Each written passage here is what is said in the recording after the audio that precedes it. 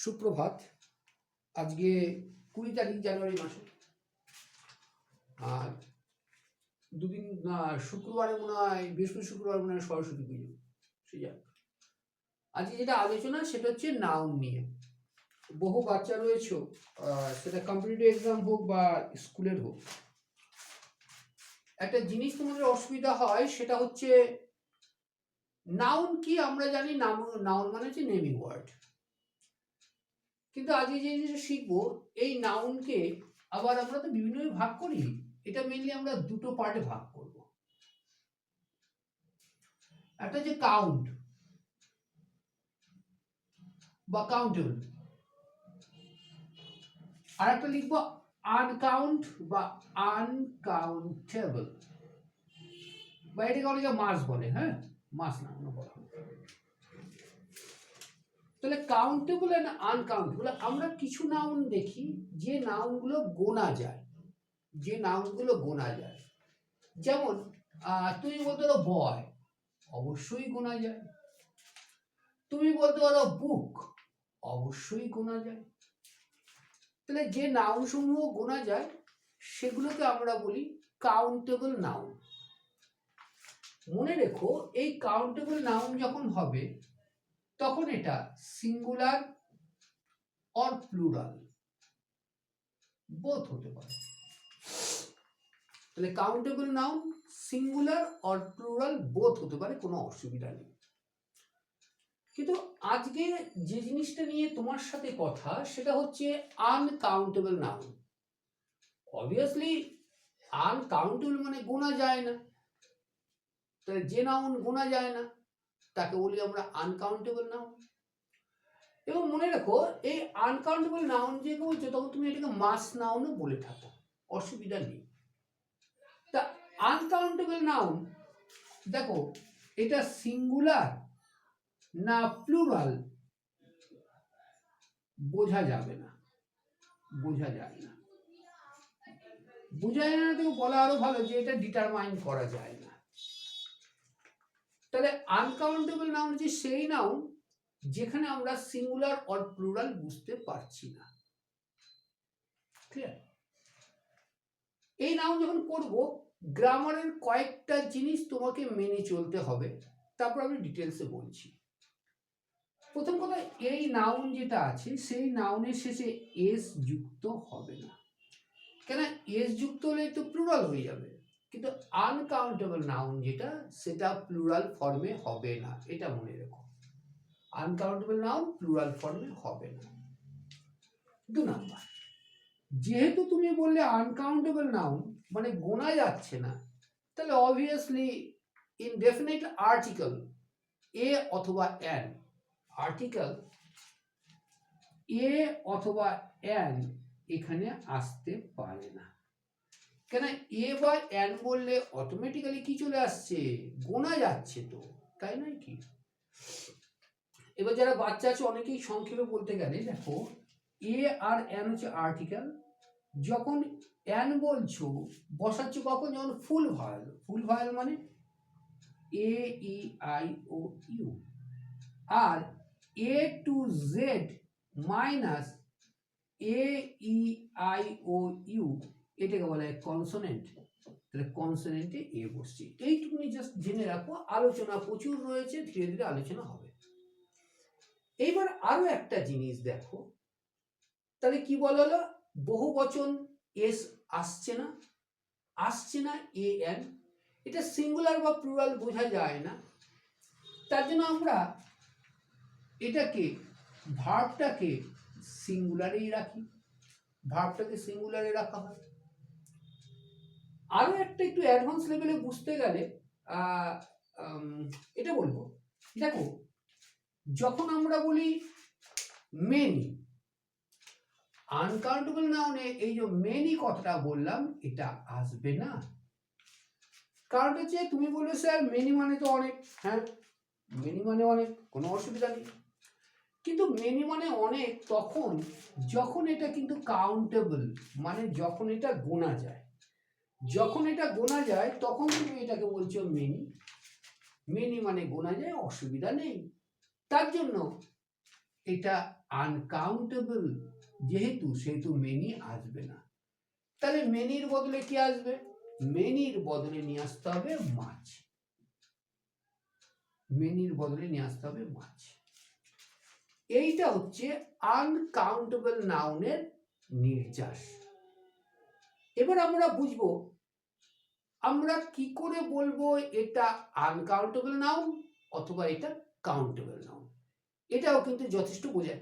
Countable noun নিয়ে ঝামেলা হয় না, কোনো ঝামেলা হয় না, কিন্তু ঝামেলা যত হয় আনকাউন্টেবল নাউন নিয়ে। এবং এর ওপর দিয়ে প্রশ্ন আসে, আমরা যারা ইংরেজি শিখছি, কথা বলা বা লেখা, তাদের গ্রামারটা খুব ভালোভাবে শিখতে হয়। আর যত কিছু ঝামেলা এই আনকাউন্টেবল নাউনে। সুতরাং আনকাউন্টেবল নাউনের পরিচিতি যদি আমার থাকে, কারা আনকাউন্টেবল নাউন, তাদের যেই খুঁজাবো তাদেরকে আমরা এই কোটা অ্যাপ্লাই করবো না, এই কোটা অ্যাপ্লাই করবো না, তাহলে অটোমেটিক সঠিক হয়ে যাবে। আমার মাস্টারমশাই এবং আমার বাবা একটা কথা বলতেন, তা এই আলোচনাটা আজকে অনেক বেশি প্রাসঙ্গিক, অনেক বেশি প্রাসঙ্গিক। বহু বাচ্চারা বলে বা গার্জেনরা বলেন যে বাচ্চা পড়ে না, বাচ্চা পড়লে রেজাল্ট হচ্ছে না। প্রথম কথা হলো রেজাল্টটা কি, এটা বুঝতে হবে। রেজাল্ট মানে কিন্তু বড় নাম্বার আনবে, এটা রেজাল্ট না। রেজাল্ট হচ্ছে সে পড়াটা কতটা বুঝলো এবং পড়াটার অ্যাপ্লিকেশন কি করছে, মানে পড়াটার প্রয়োগ কি করছে। তা আমার বাবা বলতেন, তোমার পরিষ্কার হওয়ার প্রয়োজন নেই, পরিষ্কার হতে গিয়ে তুমি সময় নষ্ট করো না। অথবা পড়ালেখার ক্ষেত্রে ভালো হতে গিয়ে সময় নষ্ট করো না। তাহলে কি করব? ভালো তুমি আপনা আপনিই হবে। কি করে? যে খারাপগুলো সেগুলোকে নিজের মধ্যে আসতে দেবে না, যে খারাপ সেটা নিজের মধ্যে আসতে দেবে না, তাহলে অটোমেটিক্যালি ভালো হবে। লাইকওয়াইজ দ্যাট, আমি যেভাবে জবে থেকে পড়াচ্ছি, আমি একটা কথা বলি, সঠিক জিনিস শিখবো বটে, তার আগে ভুল কোথায় কোথায় আছে সেটা জেনে নেব। ভুল কোথায় কোথায় আছে সেটা জেনে নেব, তাহলে সঠিক জিনিসটা বুঝতে আমার সময় লাগবে না এবং মুখস্থ করার প্রয়োজন পড়বে না। তাহলে এখন যেটা বলছি, তাহলে আনকাউন্টেবল নাউনকে আমাকে খুঁজতে হবে কারা। ঠিক আছে, চলো খুঁজি, অসুবিধা নেই। কেন আমরা শিখে গেছি যে আনকাউন্টেবল নাউন যখন হবে, আমরা শিখে গেলাম আনকাউন্টেবল নাউন হলে ওটা প্লুরাল ফর্মে হবে না। এবার কথা হচ্ছে, যখনই আমি তোমাকে বললাম প্লুরাল ফর্মে হবে না, তখন কে? নাউন তো হবে। সেটা হচ্ছে বাংলায় গুণবাচক বিশেষ্য। কি বললাম? গুণবাচক বিশেষ্য। বা এটাকেই তুমি বলবে অ্যাবস্ট্রাক্ট নাউন। Abstract noun. তাহলে অ্যাবস্ট্রাক্ট নাউন যখন আসবে, অ্যাবস্ট্রাক্ট নাউনে আমরা কি অ্যাপ্লাই করতে পারবো না? বহু বচনটা অ্যাপ্লাই করতে পারবো না। এবার কথা হচ্ছে, এক মিনিট, সামনে টেবিলটা আজকে নেই। এবার যখন বলছি অ্যাবস্ট্রাক্ট নাউন কি কি, দেখো সবার প্রথমে তুমি যে কারণে পড়ো, ভালোভাবে তুমি পড়ো কেন? অনেক বাচ্চা বলে বা কম্পিটিটিভ এক্সামসে যারা আছে, আমরা পড়ছি কারণটা হচ্ছে আমরা পাস করতে চাই, ভালো রেজাল্ট করতে চাই। নো, আজ পর্যন্ত পড়ে কেউ ভালো রেজাল্ট করতে পারেনি। পড়াটার অ্যাপ্লিকেশন করতে হবে, মানে জানতে, পড়াটাকে জানতে হবে। যদি তুমি জানো তবেই তুমি সফল, আদারওয়াইজ কিন্তু তুমি মুখস্থ করেই যাবে। তাহলে আমরা পড়ছি কি কারণে? আমরা যে পড়ছি যে কারণে, সেটা হচ্ছে আমাদের নলেজ। নলেজ বাড়াবার জন্য। নলেজ মানে বাংলা ভাষায় যেটাকে আমরা বলি জ্ঞান, মানে জ্ঞান বর্ধন হেতু, জ্ঞান বর্ধন হেতু আমরা পড়ালেখা করি। এই যদি জ্ঞান বর্ধন হেতু পড়ালেখা করি, তাহলে আমাদের মধ্যে একটা জিনিস আছে, সেটা হচ্ছে উইজডম। আমাদের মধ্যে কি আছে? আমাদের মধ্যে উইজডম আছে। উইজডম মানে কি? জ্ঞান। এটাও আরো বৃহত্তর অর্থে। এবার কথা হলো, মাস্টারমশাইরা আজও, আমার যেসব মাস্টারমশাই বেঁচে আছেন তাদের সাথে দেখা হলে আজও মাথায় হাত দিয়ে দুটো কথা বলে। যেমন আজও বলে, এখনো পড়ছিস? ডেফিনেটলি তারা জানে আমি টিউশন করি। অবশ্যই বলি হ্যাঁ স্যার পড়ছি। তখন স্যার বলেন পড়াটা কন্টিনিউ রাখবি। কারণটা হচ্ছে স্রোতে কখনো শ্যাওলা জমে না, কিন্তু স্রোত যদি চলে যায় সেখানে শ্যাওলা হয়, মানে নোংরা হয়ে যায়, তাই তো? পড়ালেখা পবিত্র জিনিস। তাই জন্য তারা আমাকে যেটা করেন সেটা করেন কি, সেটা অ্যাডভাইস করেন। তাহলে এই জাতীয় যে শব্দ আরো ধরো, এখন আমেরিকায় যেটা চলছে, ধরো বৌদ্ধ সন্ন্যাসীরা শান্তি হেতু, ওয়াক ফর পিস, শান্তি হেতু হাঁটছেন, পায়ে ছালা পড়ে গেছে, তাদের সাথে অলকা বলে একটা কুকুর রয়েছে, যে কুকুরটা সার্জারি থেকে উঠলে হয়তো এর মধ্যে হয়তো আবার জয়েন করবে তাদের সাথে। কেন? কেন? ফর পিস, শান্তির জন্য, তাই তো? এবার সেটা দেখো, কাইন্ডনেস, কাইন্ডনেস, এই যে এইগুলো যে লিখলাম আমি, এইগুলো হচ্ছে অ্যাবস্ট্রাক্ট নাউন। এইগুলো যখনই আমি লিখবো, এগুলো যখনই লিখবো গুণবাচক, তখন কিন্তু এরা এক বচন বা বহু বচন আমি বুঝতে পারছি না, এক বচন বা বহু বচন বুঝতে পারছি না। যেহেতু আমি বুঝতে পারছি না, তাই এটাকে আমরা নিয়ে আসবো কিসে? আনকাউন্টেবল নাউনে। এবং আনকাউন্টেবল নাউনে যখনই আনছি, তখনই যে যুক্তি, যে শর্ত, সেটা হচ্ছে কি, এস হবে না, একটাও তো নেই গো এস, বহু বচন হবে না, এ আর অ্যাড বসবে না, বসবে না, এদের আগে কোনো সময় মেনি বসবে না, বসবে না। ক্লিয়ার? ওকে, অ্যাবস্ট্রাক্ট নাউন গেল।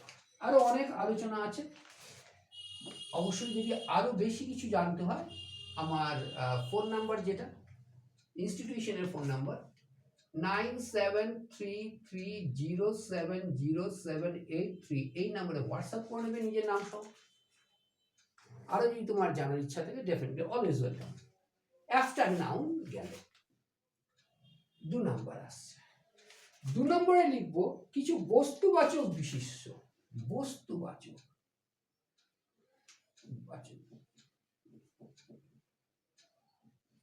তুমি বলে স্যার বস্তুবাচক বিশেষ্য কি?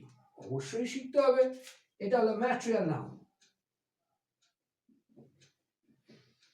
তাহলে এই যে ম্যাটেরিয়াল নাউন, তাহলে তুমি বলছো ম্যাটেরিয়ালটা কি? ভূগোলের পরিভাষায় ভূমির নিচে যেটা আছে সেটা ম্যাটেরিয়াল, সে লোহা বলো, সোনা বলো, হ্যাঁ। তাহলে এবারে ম্যাটেরিয়াল নাউনের ক্ষেত্রে সেটাও আমরা ধরবো বা ধরা হবে আনকাউন্টেবল। তাহলে ম্যাটেরিয়াল নাউনে কি আছে? সবার আগে দেখো, জীবনের জন্য যেটা দরকার, আয়রন। আমি জীবনের জন্য এই কথা বললাম, যে কোনো পরিকাঠামো আয়রন দিয়ে হয়, তাই তো? সে রেল বলো আর যাই বলো। আচ্ছা, তারপর তুমি বলতে পারো যেটা উড, মানে কাঠ। তুমি আরো বলতে পারো কয়লা, COAL, খোল, কয়লা। তাহলে এইগুলো হচ্ছে আমার ম্যাটেরিয়াল নাউন। এবং ম্যাটেরিয়াল নাউন যখন হবে, তখন সেটা আনকাউন্টেবল নাউনের গোত্রজাত বা গোত্রে পড়বে। এবার আরো একটা আছে, আমি লিখছি 3 নাম্বার। একদম যারা বাচ্চা, জাস্ট আই মাস্ট সে, যারা বাচ্চা, বাচ্চা বলতে ইভেন যারা ক্লাস 7, 8 এ পড়ছো, তাদের উদ্দেশ্য একটা কথা বলা, যে পড়ালেখাটা লাইটলি কখনো নেবে না। অত্যন্ত, I am not saying to take it seriously, seriously নেবে না।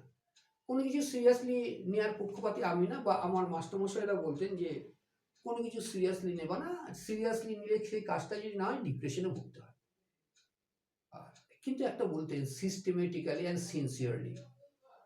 সিনসিয়ারলি অ্যান্ড সিস্টেমেটিক্যালি যদি তুমি চলতে পারো, সিনসিয়ারলি সিস্টেমেটিক্যালি চলে আসবে, এবং সিস্টেমেটিক্যালি আসলে সেটা ডিসিপ্লিনড হয়ে যাবে। তাহলে তোমাকে ডিসিপ্লিনড হতে হবে, মানে একটা অভ্যাসে আনতে হবে, হলো? অসুবিধা নেই, পড়ালেখা বড় কঠিন নয়, পড়ালেখা অতি সোজা। আর একটা কিছু আছে দেখো, মাস নাউন, মাস, বা এটাকে তুমি বলতে পারো আনকাউন্ট নাউন বা নন কাউন্ট, নন কাউন্ট। এটা তাহলে নাউনটা কি? দেখো, কিছুক্ষণ আগে কাঠ বলেছিলাম, কাঠ, কাঠের কি আছে? ফার্নিচার।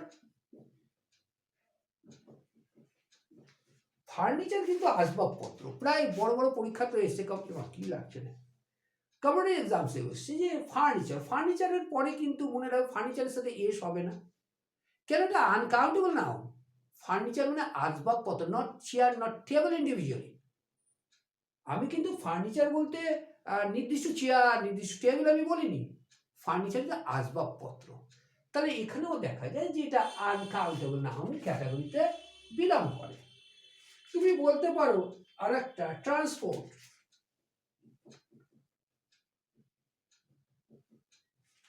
ট্রান্সপোর্ট মানে কি? পরিবহন বা যাতায়াত।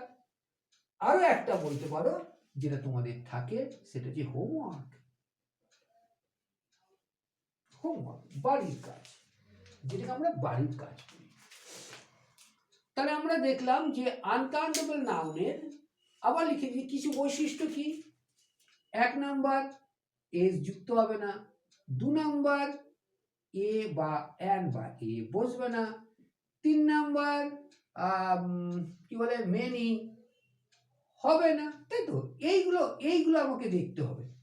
এবং তাদের পরিচিতি পেলাম আমরা এইটা গুণবাচক বিশেষ্য, বস্তুবাচক বিশেষ্য এবং মাস বা নন কাউন্ট বিশেষ্য যেটা পেলাম, এরা আনকাউন্টেবল ক্যাটাগরিতে পড়ে। আশা করি বুঝতে পারলে। যদি বুঝতে না পারো, ডেফিনেটলি উইদাউট এনি হেজিটেশন 9733070783 নাম্বারে কল করে নেবে। কল করাতে ভালো, হোয়াটসঅ্যাপ করে নিও, তাহলে ভালো হয়। এবং নিয়মিত এরকম ভিডিওগুলো আপলোড হয়। দেখো, পড়ালেখা করতে হবে, সোজা হিসাব হলো এটা। সামনে অনেক পরীক্ষা আছে। অনেকে সরকারি চাকরির কথা বলবো যে অনেক অনেক অনেক গার্জেনের ধারণা যে সরকারি চাকরি নেই, কিন্তু এটা ধারণা সম্পূর্ণ মিথ্যে। সরকারি চাকরি থাকবে, কর্পোরেটের চাকরি কেটে যাক বা না যাক, সরকারি হ্যাঁ হয়তো বা দেখা যাচ্ছে পদ সংখ্যা কমছে, বাট থাকছে বটে এবং অত্যন্ত সিকিউর। কিন্তু সেখানে কি প্রয়োজন? পড়ালেখাটা অত্যন্ত ডিপ রুটেড স্টাডি দরকার, যেখানে কিন্তু কোনো কি বলবো ফেকনেস থাকবে না, সম্পূর্ণ মেধাভিত্তিক হতে হবে। চাকরি অনেক রয়েছে, অনেকে চাকরি পাচ্ছে, তুমিও তার মধ্যে একদিন, কিন্তু প্রিপারেশন শুড স্টার্ট আর্লিয়ার, অনেক আর্লিতে করতে হবে, যেহেতু কম্পিটিশন অনেক বেশি। স্কুল কলেজে ভালোভাবে রেজাল্ট করতে হবে। স্কুল কলেজে যদি কেউ ফাঁকি দাও, সেখানে কিন্তু অসুবিধা আছে। সো নোটসের পিছনে দৌড়িও না, মুখস্থের পিছনে দৌড়িও না। তোমার মাস্টারমশাইরা যথেষ্ট সহানুভূতিশীল, যথেষ্ট সাহায্য করেন। দ্যাট ইজ ওয়াই তুমি ডিপ রুটে স্টাডি করো, এটাতেই ভবিষ্যৎ। থ্যাংক ইউ, খুব ভালো লাগবে। আগামী দিনে দেখা হচ্ছে, বাই।